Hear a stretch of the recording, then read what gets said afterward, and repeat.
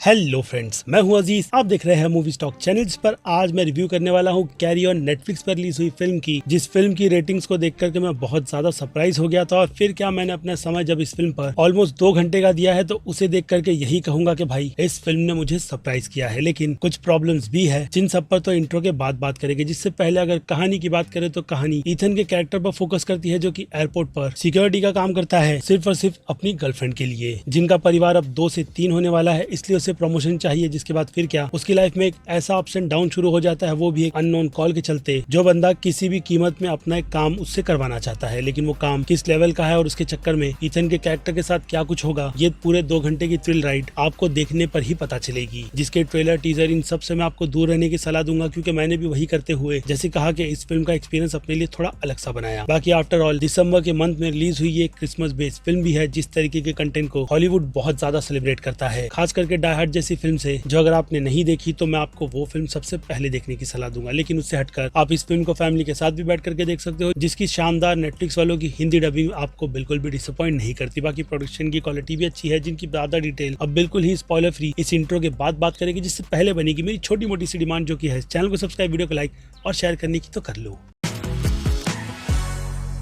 So friend, जैसे कि मैंने कहा कि इस फिल्म की जब रेटिंग मैंने देखा तो भाई मैं इतना ज्यादा सरप्राइज हो गया कि भाई ऐसी क्या बात है इस फिल्म के कंटेंट में कि इसे इतना ज्यादा प्रेस किया जा रहा है। जिसके बाद फिर क्या, एक नाम मुझे इस फिल्म के डायरेक्टर का जब पता चला, तब मैं ये चीज समझ गया कि इस फिल्म को ऐसा प्रेस क्यों किया जा रहा है, वो भी थ्रिलर के इस जॉनर में, जहाँ डायरेक्टर जॉमी कोटेसारा का हाथ पकड़ना नामुमकिन सा है। क्योंकि उन्हें पता है कि ऐसे लेवल की फिल्म का, वो कहते हैं ना कि थ्रिल का लेवल बढ़ा करके लोगों को किस तरीके से प्रेजेंट किया जाना चाहिए। ऊपर से सैल्यूट है कि एयरपोर्ट की सिचुएशन को फिल्म में बहुत ही अच्छी तरीके से हैंडल भी किया गया है, जो अगर जरा से भी बनावटी लगती तो आप तुरंत पकड़ लेते कि भाई कहां पर गड़बड़ हो रही है। वो भी खास करके क्रिसमस के मौके पर, जहां पर भीड़ ऐसी उमड़ती है कि स्टाफ का काम एयरपोर्ट पर बहुत ज्यादा बढ़ जाता है। यहाँ पर भी वो चीज आपको नजर आ रही है। जिन सब में अब सारे ही एक्टर्स की बात करूं, नूरा के कैरेक्टर को छोड़ करके, क्योंकि भाई वो बहुत ही ज्यादा बुरी एक्टिंग कर रही थी, जो देख करके भी पता चलता है कि उस रोल में बस किसे भी कास्ट कर लो वही वाली सिचुएशन थी। जिन्हें छोड़ बाकी सारे ही एक्टर्स आपको बिल्कुल भी डिसअपॉइंट नहीं करते। जिन सबसे ऊपर तो डेफिनेटली कंटेंट ही निकल कर आता है, क्योंकि ऐसी फिल्म हॉलीवुड में, जैसे कि मैंने कहा, बहुत ही ज्यादा celebrate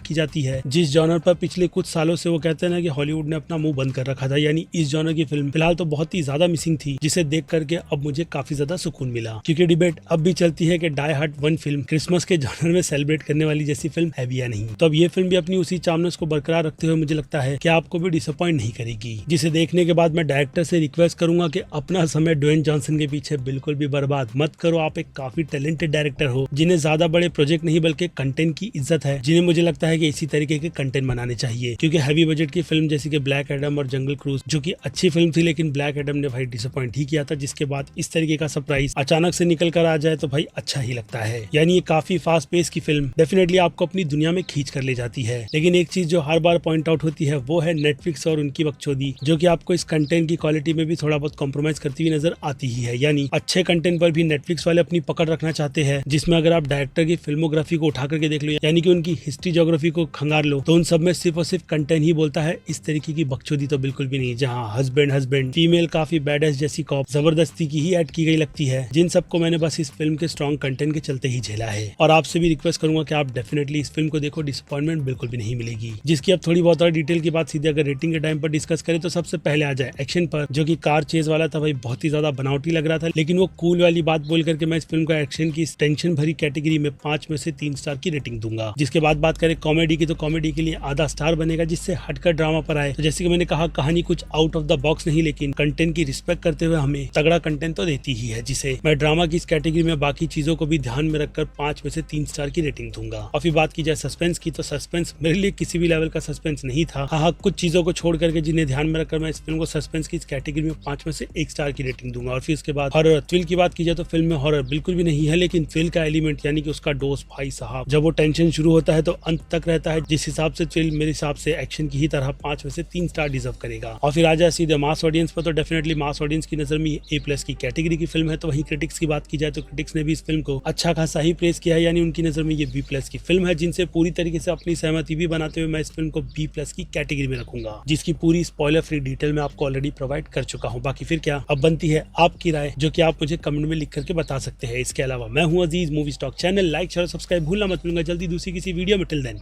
bye.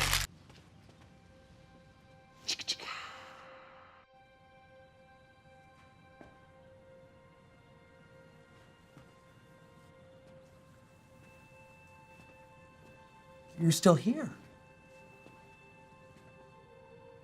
It's over. Go home.